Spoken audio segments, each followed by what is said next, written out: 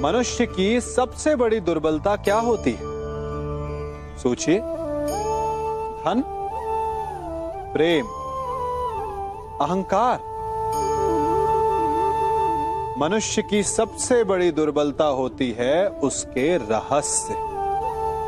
चाहे आप कितने भी शक्तिशाली क्यों ना हो, कितने भी प्रबल क्यों ना हो, परंतु उसके रहस्य उसके नाश की चाबी होती है। इसलिए यदि प्रबल रहना है, शक्तिशाली रहना है, समर्थ रहना है, तो अपने रहस्य को किसी को भी ना बताएं, ना मित्र को और ना ही शत्रु को, क्योंकि समय पड़ने पर कब कौन शत्रु हो जाए ऐसा कहना संभव नहीं। विभीषण को रावण के अमृत कुंड का ज्ञात था, इसीलिए प्रभु श्री राम रावण का वध करने में सफल हो सके। इसलिए उचित यही है कि आप अपने रहस्य को स्वयं तक ही सीमित रखें। मनुष्य जीवन की परीक्षा में सफल होने के लिए क्या नहीं करता? वो परिश्रम करता है, दौड़ भाग करता है, और ये सब करने के पश्चात भी जब उसका काम नहीं बनता तो वो नकल करता है ना? तनिक लौटिए अपने बचपन में, स्मरण कीजिए अपने बचपन की स्मृतियों का। क्या स्मरण हुआ? विद्यालय में जब आप परीक्षा देने जाते थे तो क्या होता था? आप ना सही, परंतु कोई ना कोई सफलता पाने के लिए नकल करता ही था और उत्तीर्ण भी हो जाता था, है ना? परंतु जीवन की परीक्षा ऐसी नहीं होती। नकल करने वाला सफल नहीं होता। कारण विद्यालय में सबके प्रश्न पत्र एक होते थे, परंतु जीवन के प्रश्न पत्र और उनकी कठिनाई सबके लिए भिन्न होती, तो निश्चित रूप से उनके उत्तर भी भिन्न होंगे ना। इसलिए यदि आपको जीवन में सफलता पानी है तो नकल ना कीजिए, स्वयं के प्रश्नों का उत्तर स्वयं ढूंढिए और सफलता आपकी ही होगी। मनुष्य का जीवन हार और जीत, विजय और पराजय, सफलता और असफलता के मध्य झूलता रहता है। आपके साथ भी ऐसा होता होगा, है ना? जब आप सफल होते हैं, किसी चुनौती पर विजय पाते हैं, तो मन प्रसन्नता से आनंद के उपवन में झूमने लगता है, और जब आप असफल होते हैं तब मन दुख और पीड़ा के सागर में डूबने लगता है। परंतु वास्तव में सफलता और असफलता है क्या? तनिक ध्यान से सोचिए।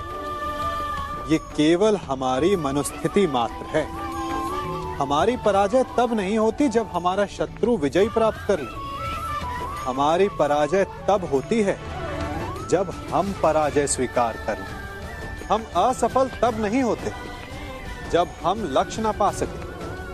हम असफल तब होते हैं जब हम प्रयास करना बंद कर दें। इसलिए प्रयास करते रहें और हार ना मानें, क्योंकि जिस दिन आप हार स्वीकारना बंद कर देंगे, जीत आपके चरणों में होगी। सबने बरगद के वृक्ष को तो देखा ही होगा। क्या आपको ज्ञात है, बरगद के वृक्ष के बीज का आकार राई से भी छोटा होता है, परंतु बरगद का वृक्ष संसार के महाकाय वृक्षों में जाना जाता है।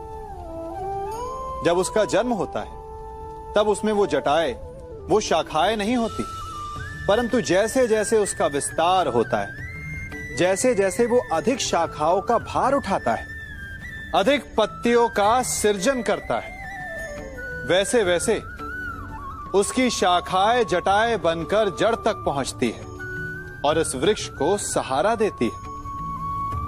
ये जीवन का बहुत महत्वपूर्ण पथ है। बिना लोभ लालच शुभ कार्य करें, अन्य लोगों की सहायता करें।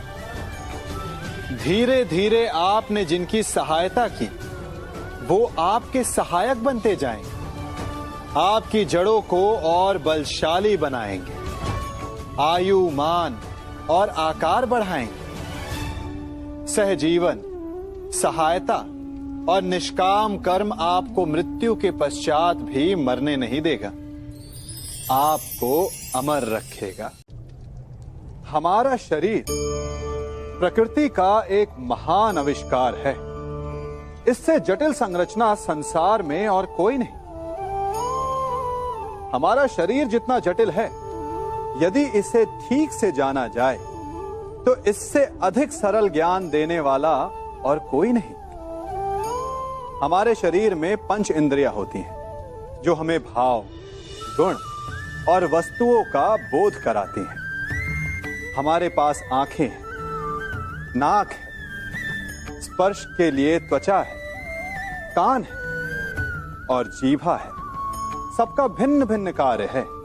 आंखों से देखना, कानों से सुनना, नथनों से श्वास लेना, त्वचा से स्पर्श करना और जीभा से स्वाद लेना। परंतु क्या आपने कभी सोचा कि प्रकृति ने हमें 2 आंखें दी, 2 नथने दी, 2 कान दी, स्पर्श के लिए ये पूरा शरीर दिया, परंतु जीभा केवल 1 दी?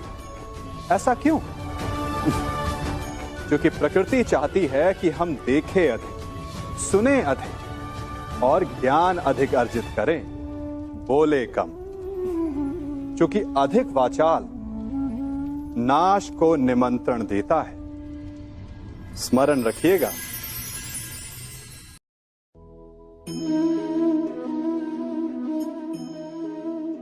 ये सदा यही कहते आए कि यदि आगे बढ़ना है तो अपनों का साथ दो। सत्य कहते हैं, अपनों का साथ देना ही चाहिए, परंतु साथ देने से पूर्व ये अवश्य पहचान लेना चाहिए कि अपने हैं कौन। क्या अपने वही होते हैं जिनके साथ हमारा रक्त संबंध होता है, या अपने मित्र? अपने वो होते हैं जो हमें सद्कार्य के लिए प्रेरित करें, हमें आगे बढ़ाएं, हमारा साथ दें। और वो जिनका साथ देने से समाज का नाश, धर्म की हानि हो, वो सगे हो करके भी सगे नहीं होते। इसलिए जब अपनों की परिभाषा का चुनाव करें तो उन्हें अपना माने जो आपका साथ दे, उन्हें नहीं जो हमें अज्ञान के मार्ग पर ले जाएं।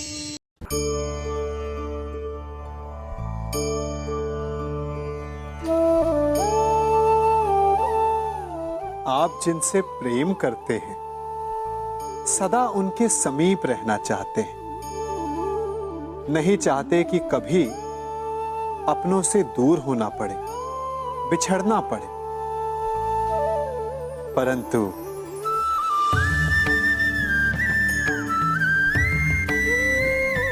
एक समय के पश्चात अपनों से दूर हो जाना उन्नति के लिए आवश्यक है।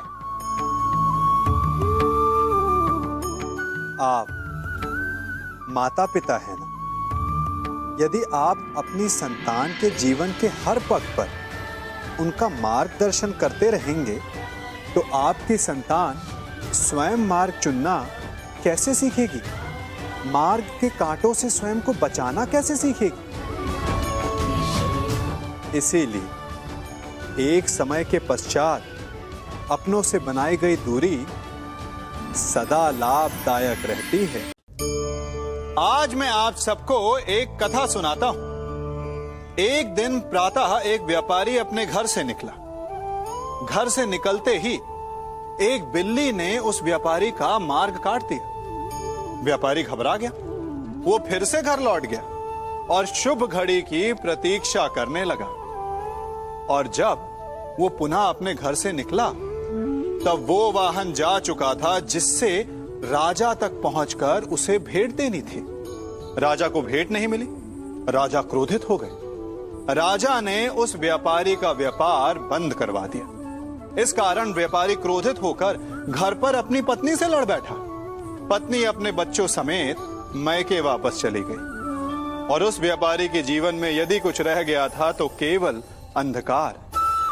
और इन सब का कारण वो उस बिल्ली को मानता रहा जिसने उसका मार्ग काटा था। ऐसा ही एक दूसरा व्यापारी राजा को भेंट देने निकला और उस व्यापारी का मार्ग भी एक बिल्ली ने काट दिया। वो व्यापारी तनिक घबराया, परंतु उसने आगे बढ़ना अधिक उचित समझा। राजा तक वो समय पर पहुंचा।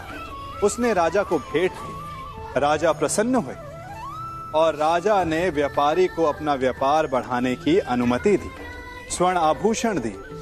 जब व्यापारी घर पर पहुंचा तो पत्नी को आभूषण और अपने बच्चों को देने के लिए वस्त्र थे उसके पास।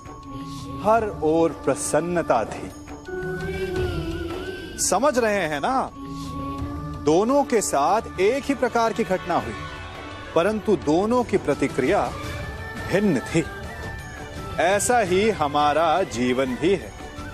हमारे जीवन में प्रारब्ध का अपना स्थान है, परंतु उससे कई अधिक महत्वपूर्ण हमारी प्रतिक्रिया, हमारे सोच का प्रभाव है। क्योंकि यही हमारे जीवन को आकार देते हैं। इसलिए अपनी सोच को सकारात्मक रखिए।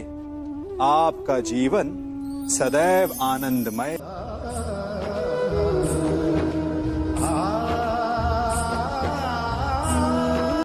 हम सभी अपने जीवन में कोई ना कोई कार्य करते हैं।